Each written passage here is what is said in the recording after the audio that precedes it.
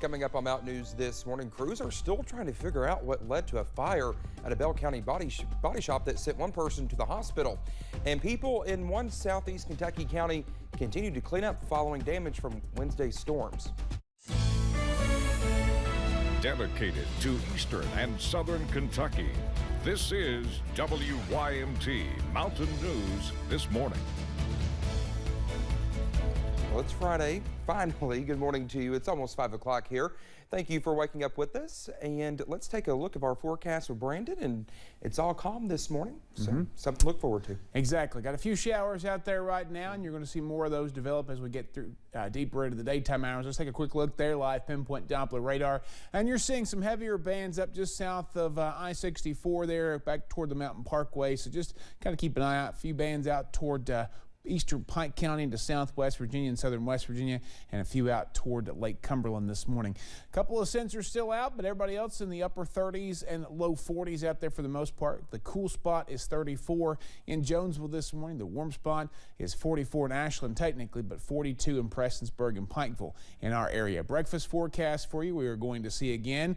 The temperature's a little on the cooler side, upper 30s for most by 7 o'clock, and then we'll slowly start to drift up, not as far as yesterday, but a little bit warmer today than tomorrow, because we've got a taste of winter coming back into the mountains soon. I'll have the latest forecast coming up in just a few minutes. Dakota?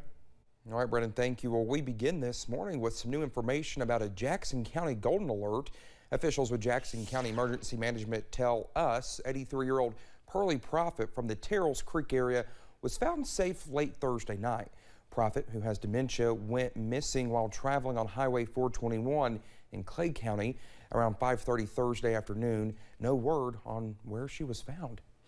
Well, the investigation continues this morning on what led to a fire that heavily damaged an auto body shop and sent one person to the hospital in Bell County. Firefighters with the Bell County Volunteer Fire Department responded to a blaze around 12:45 Thursday afternoon.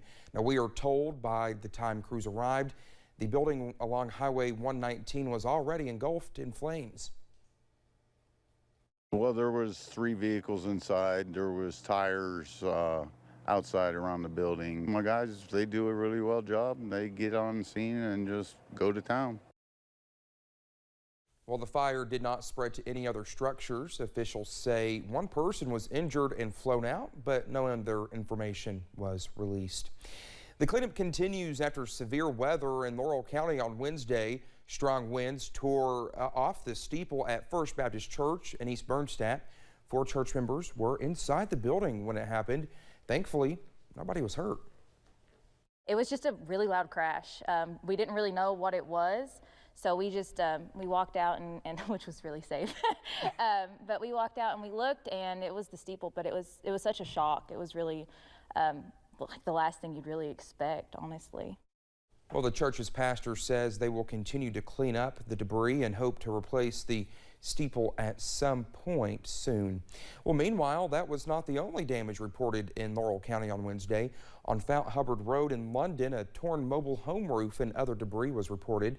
The roof came from the mobile home of Carlos Hoxins. Well, he says he has not seen damage like this since the deadly tornadoes back in 2012. Hoskins and his neighbor John Wilder say they are thankful to be alive and are waiting to see if insurance will cover the damage. It happened so fast, I just had pulled on the carport and saw it coming, you know. So all of a sudden my, truck started getting at that. But it was raining real hard and I couldn't get out till it was over. But when I got out, the roof was laying over the hill right there and stuff. Well, there was also a brief blackout during the storms, but power was restored fairly quickly. It remains undetermined if the damage was from a straight line winds or a tornado, but those who live in the neighborhood said at this point all they can do is prepare for the next storm. Well, we are still seeing those high gas prices, but a AAA spokesperson says that is not stopping people from taking vacations. Lori Weaver Hawkins says many people actually budget for gas in their vacation planning, but spend less on eating out and extra activities. She also says they are seeing more aggressive driving as people hit the roads. In the past year, coming out of the pandemic, people just seem to be a bit less patient behind the wheel, and that's having an impact, certainly. Well, experts say before you head out, make sure you do any last-minute car maintenance to ensure you get to your destination. Well, speaking of traveling, with the shortage of airline pilots expected to grow, EKU officials are doing what they can to help meet increased demand.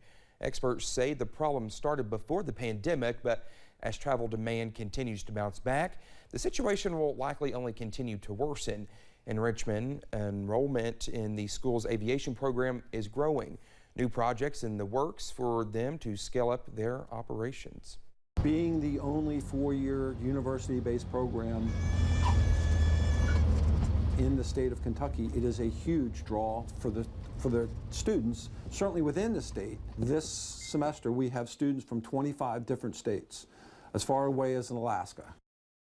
Well, in our 6 a.m. hour, Garrett Weimer takes us from the simulators to the skies to show other ways administrators are trying to reach future pilots.